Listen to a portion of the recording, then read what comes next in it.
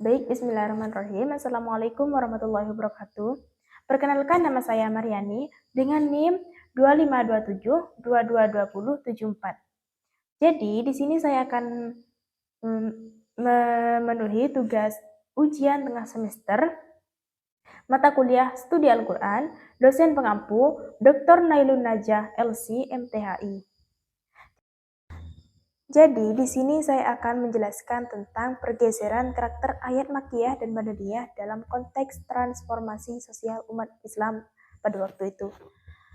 Menurut saya, perbedaan antara ayat Makkiyah dan Madaniyah tidak hanya soal kapan dan di mana ayat itu turun, tapi lebih dalam lagi, ia menggambarkan proses perubahan sosial dan strategi dakwah Rasulullah seiring perkembangan kondisi umat Islam waktu itu.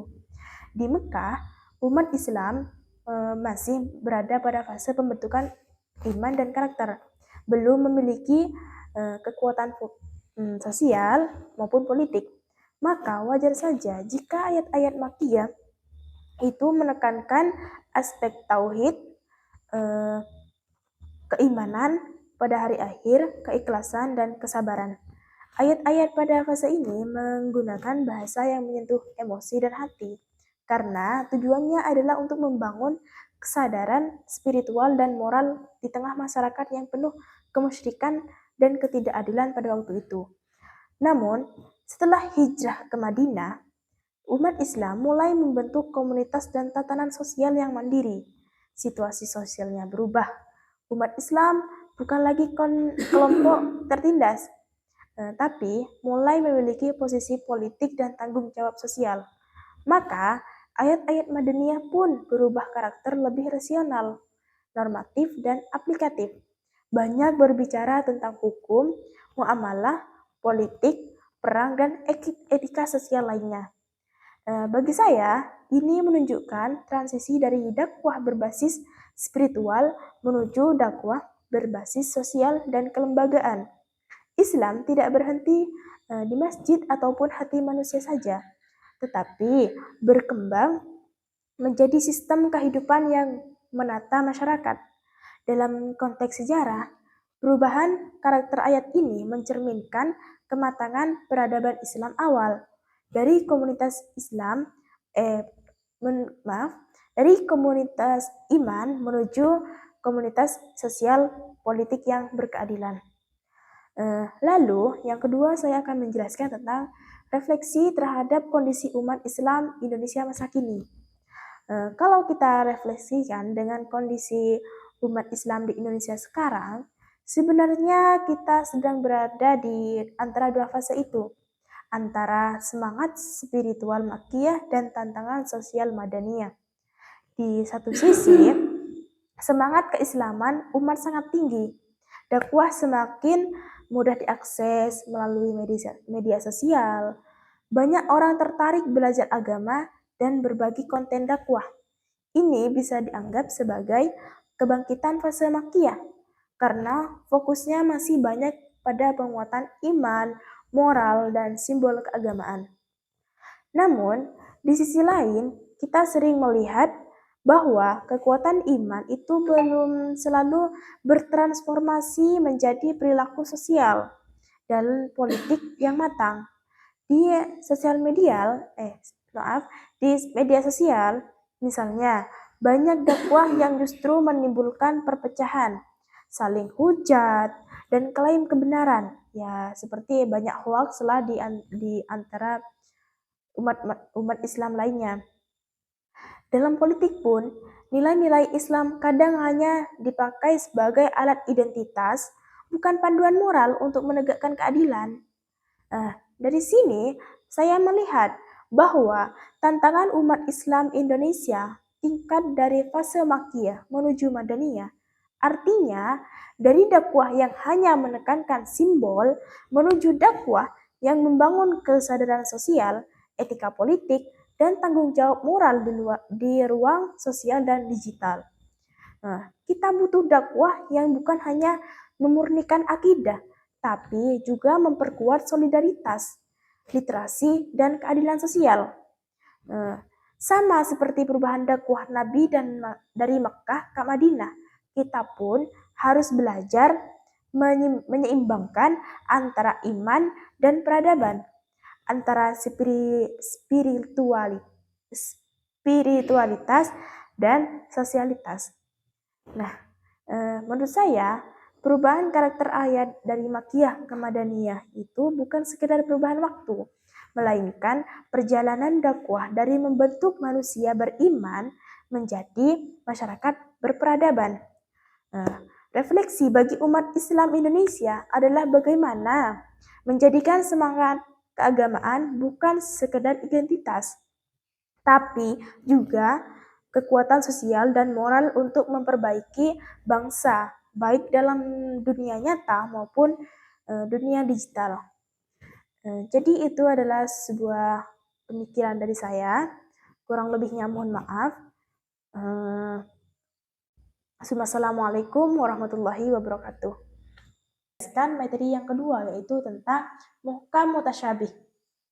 Nah, di sini saya akan mengambil contoh yang sering dipakai dalam diskusi teologi dan tafsir adalah ungkapan tentang istiwa alal arsh, yang artinya yaitu Allah bersemayam di atas arsh. Frasa ini muncul dalam beberapa ayat Al-Quran dan menjadi titik perdebatan klasik karena maknanya tampak samar jika dipahami secara harfiah. Apakah itu menggambarkan posisi ruang fisik ataukah ia harus dipahami secara lain? Nah, pendekatan yang pertama yang sering disebut tahwid menempatkan masalah pada ranah ketundukan tekstual dan keterbatasan akal manusia. Pendukung tahwid menerima teks sebagaimana adanya tanpa menjelaskan secara rinci bagaimana persisnya makna itu berlangsung. Mereka menegaskan bahwa sifat-sifat ilahiyah tidak boleh diserupakan dengan sifat makhluk untuk menjaga keesaan dan transendensi Allah. Lebih aman menyerahkan rincian makna kepada Tuhan dan tidak menafsirkannya dengan analogi-analogi duniawi.